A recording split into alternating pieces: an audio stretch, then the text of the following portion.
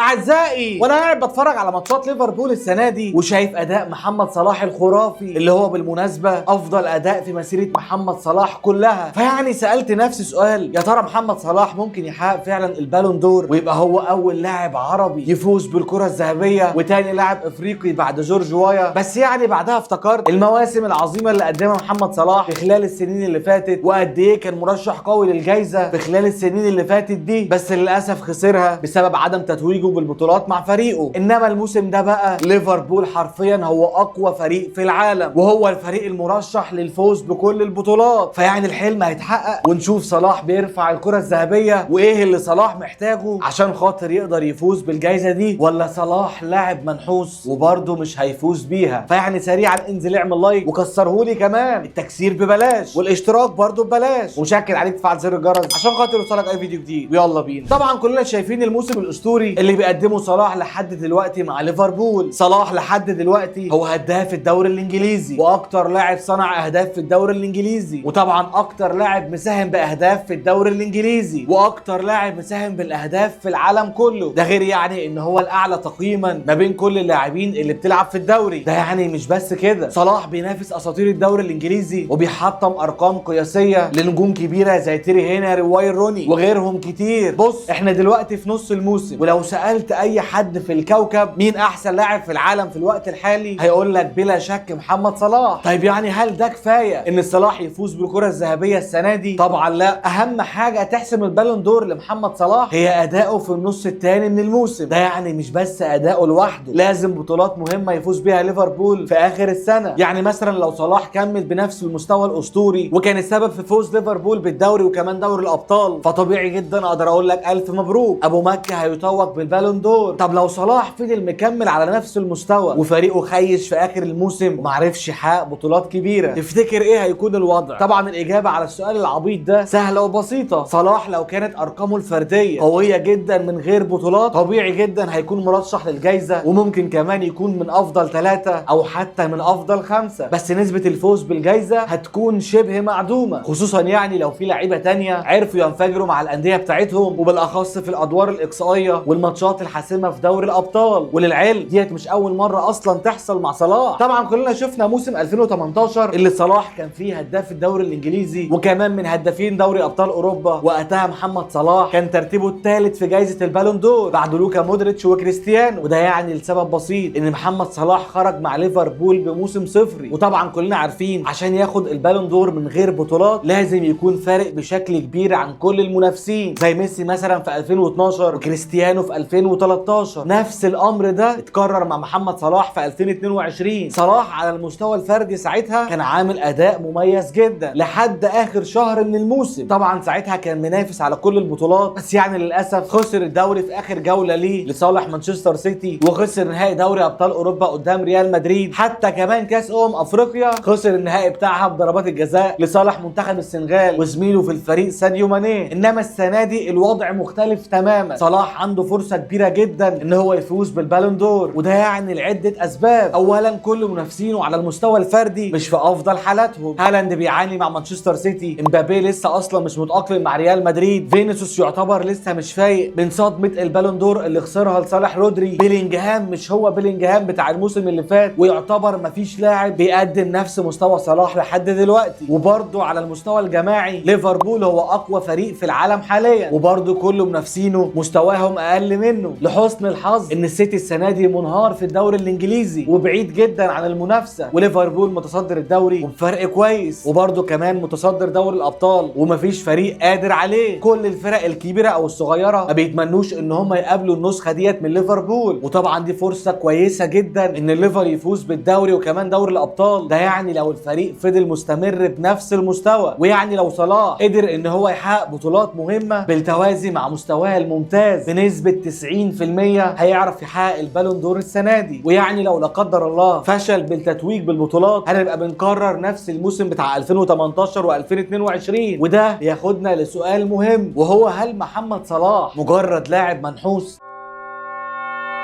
لو هنتكلم على النحس في الكوره، اول واحد هيجي في بالنا هو مايكل بالك، نجم منتخب المانيا وبايرن ميونخ وتشيلسي وكمان باير ليفركوزن، ويعتبر واحد من افضل لاعبين منتخب المانيا. فاز بالدوري الالماني والدوري الانجليزي، وده يعني اكتر من مره. بس رغم كده مايكل بالك خسر بطولات كتيره جدا كانت ممكن تخلي مسيرته اسطوريه، وكانت ممكن تخليه يفوز بالكره الذهبيه. مايكل بالك خسر نهائي كاس عالم 2002 ونهائي دوري ابطال اوروبا 2002 وبرده كمان 2008. ده غير يعني ان خسر نهائي اليورو برده في 2008. في سنه 2002 بالك خسر الدوري مع باير ليفركوزن بفرق نقطه واحده، وخسر الكاس في النهائي ونهائي دوري الابطال قدام ريال مدريد. ورغم يعني ان هو كان سبب رئيسي في ان منتخب المانيا يوصل لنهائي كاس عالم 2002، وده يعني بعد ما سجل هدف الفوز على منتخب كوريا الجنوبيه في نص النهائي، الا يعني ان هو خد انذار واتحرم من المشاركه في نهائي كاس العالم ضد منتخب البرازيل. يعني مش قادر اتخيل بجد تجيب جون وتصعد منتخبك بيه لنهائي كاس عالم وفي الاخر تلبس انذار في الماتش وما تلعبش النهائي. نحس مش طبيعي. وقتها مايكل بالك كان ترتيبه الخامس الكره الذهبيه اللي ساعتها فاز بيها رونالدو الظاهره. وطبعا يعني لو كان مايكل بالك عرف يفوز بالاربع بطولات دول في السنه دي، طبيعي جدا كان هيفوز بالبالون دور. عموما مايكل بالك لو كان فاز بنص البطولات كانت مسيرته هتبقى افضل بكتير. طبعا هو نجم وكمان كان لاعب كبير، لكن الفوز بدوري الابطال او كاس العالم او حتى الكره الذهبيه لمجرد لاعب وسط قادر ان هي تخليه من الاساطير. طيب ليه انا بحكي لك اصلا القصه الحزينه ديت والحلقه في الاساس عن محمد صلاح؟ في الحقيقه ان صلاح ممكن يتقال عليه ان هو لاعب منحوس زيه زي بالك بالظبط. صحيح صلاح فاز بالابطال مره واحده بس خسر النهائي مرتين، وبرده فاز بالدوري الانجليزي مره واحده وبرده خسر الدوري مرتين في اخر جوله من الموسم. مع منتخب مصر خسر نهائيين كاس افريقيا، وده يعني 2017 وكمان 2022. لو كان فاز بدوري ابطال واحد من الاثنين اللي خسرهم كان ممكن ساعتها يكسب الكره الذهبيه. بس يعني مع الاسف احيانا الحلو ما بيكملش. عشان كده بتمنى ان محمد صلاح يحقق البطولات الموسم دوت مع ليفربول، ده يعني عشان خاطر يقدر يفوز بالكره الذهبيه زي بقيه النجوم وكمان الاساطير. ويعني لو لا قدر الله غاب عنه التوفيق وما عرفش يحقق بطولات مهمه السنه دي مع ليفربول، فدي حاجه عمرها ما تقلل من مسيره محمد صلاح. صلاح مسيرته اسطوريه وتاريخيه في الدوري الانجليزي، وطبعا هو بلا شك احد اساطير نادي ليفربول والدوري الانجليزي بشكل عام. في النهايه تنزل تعمل لايك واشتراك وتفعل زر الجرس عشان خاطر يوصلك اي فيديو جديد،